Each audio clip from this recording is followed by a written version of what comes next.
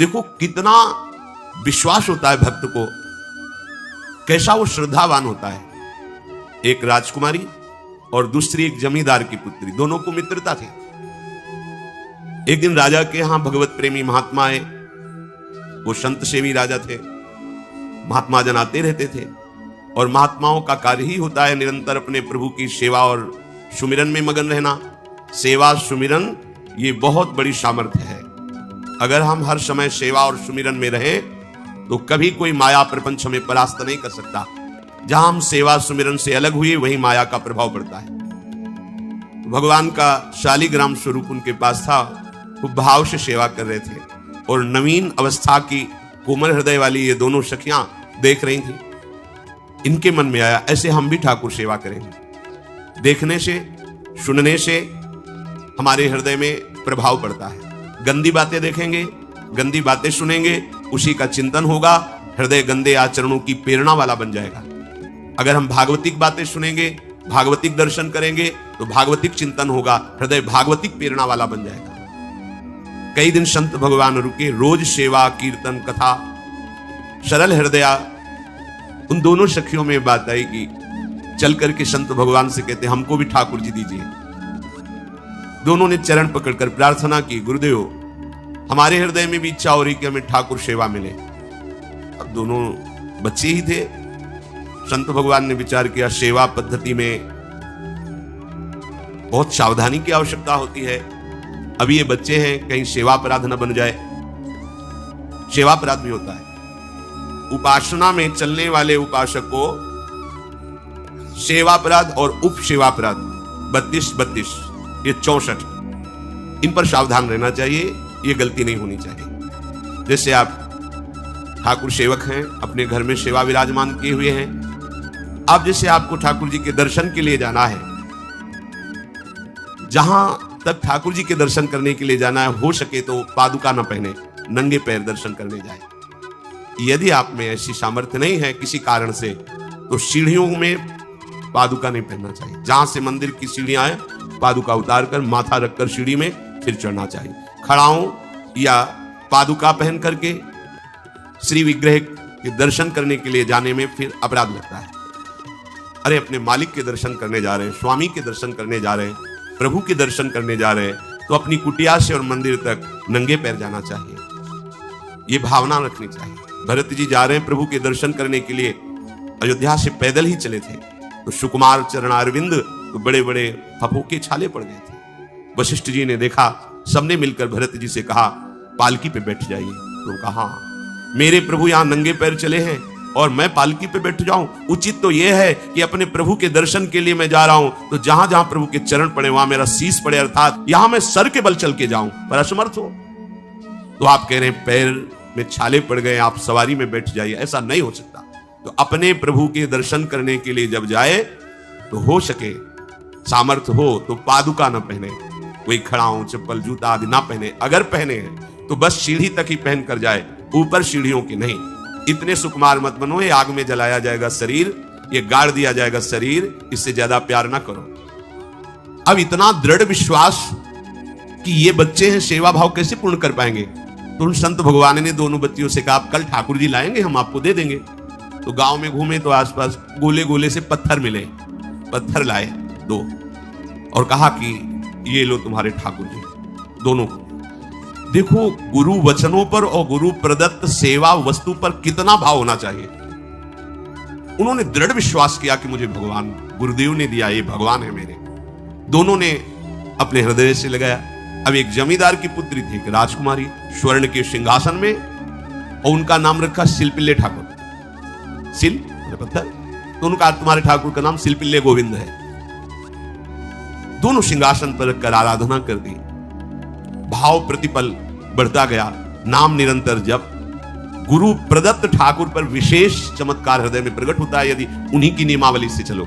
अपने मन से बाजार से खरीद लाए, विराजमान किए हैं, कभी सेवा की कभी नहीं की, वो भी अच्छा है, कम से कम भागवतिक भाव तो है। लेकिन सिद्धि जो प्राप्त होती है वो गुरु कृपा से, गुरु प्रदत्त ठाकुर से। जैसे धन्ना जी को भांग के बट्टे में ठाकुर जी प्रकाशित हो गए, गुरु प्रदत्त। अब ये सखियां जब बड़ी हुई तो इनके ब्याह की बात हुई।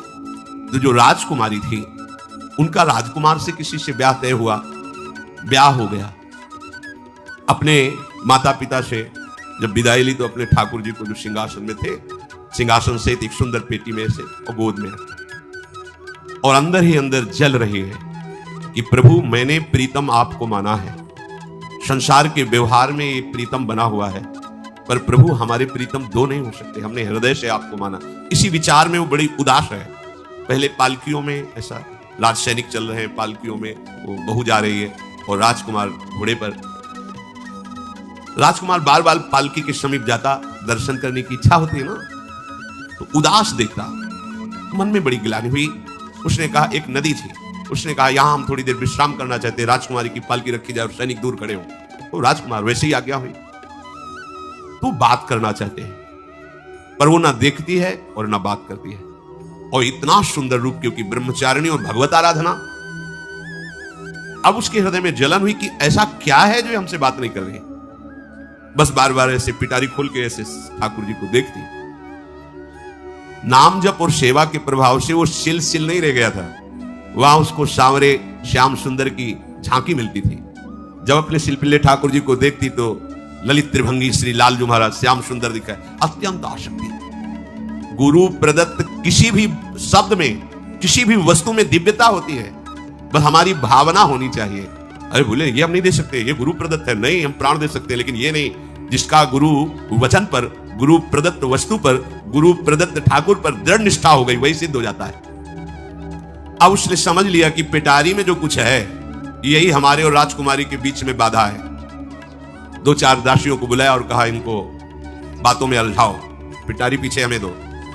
वो प्रवीण दासियां उनको विनोद भाषा में, हंसी मजाक में बात, लेकिन वो उदासीन। धीरे से गोद में पेटी थी, ले ली, हम लिए हुए हैं, अब बातचीत में सारा, और पेटी उनको दे दी। राजकुमार ने राजकुमारी से कहा यही पेटी तो हमारे आपके बीच में बात, फेंक दी नदी में। अब तो जो उसके हृदय में पीड़ा हुई, भारी व्याकुलता। अब राजकुमार सैनिकों के साथ तुरंत पालकी उठवाई, मैं ले गया, पर वो आसक्त है, इतनी सुंदर राजकुमारी, क्योंकि भागवतिक तेज से संपन्न में आकर्षण होता है। राजकुमारी ने कहा यदि हमारे ठाकुर नहीं तो मैं नहीं, आज से अन्न जल त्याग, प्राण त्याग दूंगी अगर हमारे ठाकुर जी हमारे समीप नहीं तो। आज से एक बूंद पा, कैसे पिए, अपने ठाकुर को भोग लगा के पाला है और ठाकुर जी फेंक दिए गए। भारी व्याकुलता, जैसे मीरा जी कहते दृश्य बिन दुख न लागे, नहीं ना रात में नींद है, न दिन में अन्न जल है, व्याकुलता। अब भयभीत हो गया राजकुमार। पूरा महल इस विषाद से हो गया कि अगर नवीन राजकुमारी प्राण त्याग देती है तो क्या होगा लोक समाज में। कि अभी नवीन राजकुमारी गई, ये लोग ऐसे निर्दयी हैं कि ऐसा व्यवहार किया कि उसने प्राण त्याग दिया। राजकुमार घुटने में आ गया, घुटने टेक कर राजकुमारी से कहा मैं तुम्हें दुखी नहीं करना चाहता, पर मैं तुमको छोड़ भी नहीं सकता। अब हमें आप वो उपाय बताओ जिससे आप मुस्कुरा दो, आप प्रसन्न हो दो।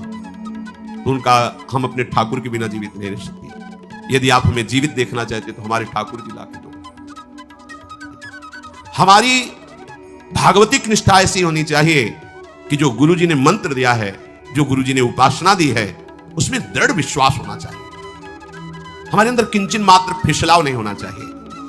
और आगे जो महामहिम सूत्र है, जब तक हमारा मन प्रभु में समर्पित ना हो जाए तब तक पाप होने की संभावना होती है, बड़े बड़ों से चूक हो जाती है। इसमें यह नहीं कहा जा सकता कि हम इतने वर्ष से साधन में लगे हमसे चूक नहीं होगी, ये तो भूल जाना। बड़े बड़ों से चूक करवा देना माया का कार्य होता है, पर जिनका मन प्रभु को समर्पित हो गया है उनसे चूक नहीं हो सकती। इसलिए जो अगला सूत्र वर्णन किया कि जितने भी पापाचरण होते हैं वो सब मेरे से होते हैं, ऐसा उपासक दृढ़ निश्चय करे। ऐसा नहीं कि पापाचरण भगवान से, भगवान करा रहे हैं। ये लोगों का एक प्रश्न होता है कि जब सब कुछ भगवान करा रहे हैं, भगवान की इच्छा के बिना पत्ता भी नहीं हिलता, तो जो हम पापाचरण, गलत आचरण, वो भी तो भगवान ही करा रहे हैं। इस विषय को समझना है। आज के समाज का जो मानसिक स्तर है, जब हम त्याग की बात करते हैं कि गंदे आचरण नहीं करने चाहिए, तो जो समझाया जाता है, जो समझ है आज की आधुनिक, वो ये समझ है, कुछ ऐसे जनों ने ये निर्धारित भी किया है कि बहुत भोग कर लेने पर फिर समाधि की प्राप्ति होती है। अगर ऐसा होता तो लाखों लोग समाधि को प्राप्त होते, लाखों लोग बिना साधना के। क्यों? बचपन से लेकर के पूरे जीवन तक भोग ही भोग रहे, सब समाधि में पहुंच जाते हैं। प्रायः सबके दिमाग में बात बैठी है कि अगर हम भोग ले तो हम मन को समझा सकते हैं, लेकिन आप बात अनुभव की समझ लीजिए कि आप भोगने के लिए जो ही गए तो मन के गुलाम बन करके गया, वो कभी तुम्हें मुक्त होने का अवसर नहीं देगा। इसलिए ये जो संतों का मत है, शास्त्र का मत है कि भोगों के भोगने से भोग वासना दृढ़ होती है, कामना बढ़ती है, ना कि शांति मिलती है। लेकिन आधुनिकता में भोगों को भोगने से शांति मिलती है, ऐसी धारणा बनी हुई है और ये गलत है। और ये इतनी गलत हो जाती है कि हम हत्या करने लगते हैं, हिंसा करने लगते हैं, पूज्य जनों के साथ दुर्व्यवहार करने लगते हैं।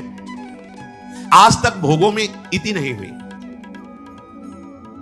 देवयानी जी भगवान शुक्राचार्य जी की पुत्री हैं। वो इतनी सुंदर हैं कि कोई अप्सरा भी उनसे होड़ नहीं कर सकती, क्योंकि भगवान शुक्राचार्य की पुत्री जितेंद्री, पवित्र, भगवत आराधन संपन्न। बड़ा प्रसंग है, उसको ना लेते हुए हम सारांश में बता रहे। वृषपर्वा की पुत्री शर्मिष्ठा, ये असुर राजकुमारी है। दैत्यराज वृषपर्वा, उनकी पुत्री शर्मिष्ठा, और दैत्य गुरु भगवान शुक्राचार्य, उनकी पुत्री देवयानी बड़े समाज के साथ जंगल में गई हुई थी। एक बड़ा दिव्य सरोवर था, तो उसी में सब राजकुमारियां स्नान कर रही थी। अचानक वहां से कोई महात्मा निकले, तो जल्दी में सबने वस्त्र धारण किए। तो शर्मिष्ठा के वस्त्र देवयानी ने और देवयानी के वस्त्र शर्मिष्ठा, वो महात्मा निकल गए। वहां कोई उनको टिकना तो था नहीं। देवयानी ने देखा कि मेरे पवित्र वस्त्र, देवयानी ने वस्त्र धारण नहीं किया शर्मिष्ठा का। जो महात्मा चले तो देखा कि हमारे वस्त्र ये राजपुत्री शर्मिष्ठा धारण किए। तो उनका, तुझे पता है मेरे वस्त्रों को स्पर्श करने का भी तेरे को अधिकार नहीं, तूने धारण कैसे कर लिया? तो उनका, ज्यादा मत बोल, इतना गुमान करके मत बोल। जैसे सब सेवक पलते हैं मेरे महाराज से, ऐसे तेरा पिता और तू भी मेरे महाराज के द्वारा ही पोषित है, क्योंकि वो तो राजा है, सारी सेवाएं वही देते हैं। ऐसा नहीं बोलना चाहिए, क्योंकि गुरु पुत्री है, आचार्य पुत्री है और सम्माननीय है। पर ऐसा वो बोल गई शर्मिष्ठा। देवयानी ने कहा, तुझे पता है अगर मेरे पिता की दृष्टि बदल जाए तो 2 मिनट में देवता तेरे पिता सहित संपूर्ण राज्य को नष्ट कर देंगे। मेरे पिताजी के भय से ही देवता आक्रमण नहीं कर। शुक्राचार्य मंत्रवेत्ता है। ज्यादा बात बढ़ गई तो राजकुमारी का शासन चलता है। उसने कहा, इस गुरुपुत्री को उठाकर कुएं में डाल दिया जाए। और उस समय वस्त्र धारण नहीं की हुई थी, उनको उसी स्थिति में डाल दिया गया और वो चली गई। उसी समय शिकार खेलने के लिए महाराज ययाति, चक्रवर्ती सम्राट, तो आवाज सुनी। सैनिकों ने बताया कि कोई देवपुत्री है, दिव्य तेज प्रकाशित हो रहा है उनके शरीर से, और दूर से देखा है, ऐसा लग रहा है कि शायद वो वस्त्रहीन भी है। उन्होंने कहा, तुम लोग दूर जाओ। और स्वयं महाराज ययाति गए और उनको जब हाथ पकड़ के निकाला और अपने वस्त्र से उनको आवेष्टित किया, तो उन्होंने कहा कि हमारी आर्य मर्यादा है, एक बार आपने हमारे शरीर को देख लिया और हमारे हाथ को पकड़ लिया, अब आप हमारे जीवन भर के लिए पति स्वरूप हैं, स्वीकार कीजिए। तो उन्होंने कहा कि देवपुत्री, मैं तो आपका परिचय भी नहीं जानता हूं, आप कौन हैं? तो उन्होंने कहा, भगवान शुक्राचार्य की पुत्री देवयानी। घुटने पे हो गए तत्काल। उन्होंने कहा, इतने बड़े महापुरुष की पुत्री के साथ मैं ब्याह कर सकूं, मेरी सामर्थ्य नहीं, क्योंकि मैं क्षत्रिय कुल में प्रकट हुआ राज परिवार से हूं, और वो तो देवताओं के द्वारा भी वंदनीय है शुक्राचार्य जी। तो उनका, आप निश्चिंत रहो, ये विषय मैं संभालूंगी, पर आप मेरे पति हैं, ये स्वीकार कीजिए। बोले, यदि शुक्राचार्य जी इस पर राजी हैं तो हम ये बात स्वीकार करते हैं। शुक्राचार्य जी विलंब होने के कारण व्याकुल ही थे। देवयानी जी ययाति जी को लेके गई। बड़ा प्रसंग है, पर उन्होंने कहा, जब आप राजी हैं तो हम राजी हैं। शुक्राचार्य जी राजी हुए और वृषपर्वा को सूचना दिया कि मैं तुम्हारे राज्य को त्याग कर जा रहा हूं। वो तो तत्काल आकर चरणों में गिरे, महाराज आपके बिना मेरा अस्तित्व क्या है, आप कैसे राजी हो सकते हो? बोले, मेरी पुत्री को दिगंबर करके कुएं में डाल दिया गया, मैं इस अपराध से बिल्कुल तुम्हें माफ नहीं कर सकता। बोले, कोई उपाय? तो बोले, देवयानी बोले। तो देवयानी ने कहा, तुम्हारी पुत्री हमारी दासी होकर चले तो मैं तुम्हें क्षमा कर दूंगा। बोले, बिल्कुल ठीक, तथास्तु। पूरे राज्य की रक्षा के लिए राजकुमारी शर्मिष्ठा को देवयानी की दासी भाव में अब महाराज ययाति के महल पे पहुंचे। देवयानी ने कहा कि ये जो दासी भाव में आई हुई हैं, ये सर्वांग सुंदरी हैं, और आपका कभी मन उधर चलना भी नहीं चाहिए, अगर चलेगा तो आप हमारे दंड के पात्र बन जाएंगे। स्वीकार कर लिया और बहुत दूर उनके लिए महल का निर्माण करवाया और वो सेवा में आती है। कुछ समय के बाद जब देवयानी जी के पुत्र हुए तो वन विहार के लिए अपने पुत्रों को लेकर चली, तो उधर शर्मिष्ठा के 2 पुत्र हो चुके थे, इनको पता भी नहीं था, और वो दौड़ कर आए, ययाति को पिताश्री कह करके आलिंगन किया, छोटे छोटे बच्चे। देवयानी ने कहा कि हमने कहा था तुम्हें देखना भी नहीं है, और किसके पुत्र हैं? शर्मिष्ठा मुस्कुरा रही थी। देवयानी ने कहा अब तुम्हें दंड देंगी ही देंगी, और चली गई भगवान शुक्राचार्य जी के पास। ययाति भयभीत होकर के गए और शुक्राचार्य से प्रार्थना करे, क्षमा कीजिए मुझसे गलती हो गई। और शर्मिष्ठा से ऐसे नहीं मिले। शर्मिष्ठा ने कहा था कि आप जानते हैं कि मैं दासी नहीं हूं, मैं राजकुमारी हूं, ईर्ष्यावश दासी बना करके लाई गई हूं, और मेरी सखी के पति हो इसलिए आप मेरे भी पति हो, मेरा अधिकार है आपसे संतान उत्पन्न करने का, शास्त्रीय सिद्धांत है। शुक्राचार्य जी ने कहा कि जो देवयानी कहेंगी वही हम मानेंगे, क्योंकि मेरी पुत्री है। क्या चाहती हो? तो बोले पुरुषत्व से इनको हीन कर दो। गुस्सा में आके शुक्राचार्य जी ने कहा तथास्तु। उसी समय महाराज ययाति पुरुषत्व से हीन हो गए और वृद्धावस्था छा गई शरीर में। अब ययाति ने कहा अब सुखी रहोगी तुम। अब देवयानी को भी होश आया कि ये तो क्या हमने अपना ही सर्वनाश कर लिया। कहा पिताजी अब इसका सुधार कैसे होगा? तो बोले जो पुत्र अपनी यौवन अवस्था दे देगा वही यौवन अवस्था इनके ऊपर आ जाएगी, वृद्धावस्था उसके पास चली जाएगी। महाराज ययाति ने अपने बड़े पुत्र यदु जी से कहा, तो उन्होंने कहा इसका प्रयोग कहां होगा? मां के साथ कदापि नहीं, क्योंकि वो बड़े ज्ञानी महात्मा, इन्हीं के वंश में भगवान श्री कृष्ण का प्रादुर्भाव हुआ, इसलिए यदुवंशी कहे। सबसे छोटे, शायद उनका नाम पुरु ऐसा कुछ, उन्होंने कहा यह जीवन पिता का दिया हुआ है, इस पर पूरा अधिकार है, आप स्वीकार कीजिए। तत्काल वो वृद्ध हो गए, वो जवान हो गए। कई हजार वर्ष तक उन्होंने अपने पुत्र की आयु का विषयों में सेवन किया। फिर उनके मन में एक दिन बहुत घृणा हुई, धिक्कार है मेरे जीवन को और धिक्कार है इस भोगा शक्ति को। अपनी आयु तो गंवा ही दी, अपने पुत्र की भी आयु गंवा दी, फिर भी वैसी भोग वासना। तो उन्होंने सबको शिक्षा देने के लिए बात कही, यदि तुम अपनी कामना को शांत करने वाले, रोकने वाले बन गए तो दसों दिशाएं तुम्हारे लिए सुखमयी हो जाएंगी। विषयी पुरुष को तृष्णा रात दिन जलाती रहती है, बहुत भोग भोगने पर भी वो कभी शांति या तृप्ति प्राप्त नहीं कर पाता। इसलिए जब हम भगवत मार्ग में चलते हैं तो ये तृष्णा और कामना ये डाइन की तरह हमारे हृदय में लगी रहती है। तृष्णा भोगे हुए भोग को बार बार भोगने की इच्छा, कामना सुने हुए देखे हुए भोगों को भोगने की इच्छा। तो उपासक जब तक अपने मन को प्रभु में नहीं दे पाता तब तक मन ये धोखा दे देता है। इसलिए बहुत सावधान रहना चाहिए। प्रभु की शरण में होकर के नाम जप करो और सदैव गुरुजनों की आज्ञा पर रहो, तो ये काम, कामना, वासना, ममता, आसक्ति, राग, द्वेष ये तुम्हें बांध नहीं पाएंगे। इनकी कृपा से आपको भगवत साक्षात्कार हो जाएगा। गुरु वाणी, संतों की वाणी ये हमारा जीवन बन जाए। अगर ये जीवन नहीं है तो फिर मन हमें ऐसी जगह फंसा देगा जहां से हम निकल नहीं पाएंगे। इसलिए सावधान होकर जीवन व्यतीत कीजिए। बड़ा अमूल्य जीवन है, अमूल्य जीवन का लाभ है भगवत प्राप्ति, भगवत साक्षात्कार। श्री राधा वल्लभ लाल।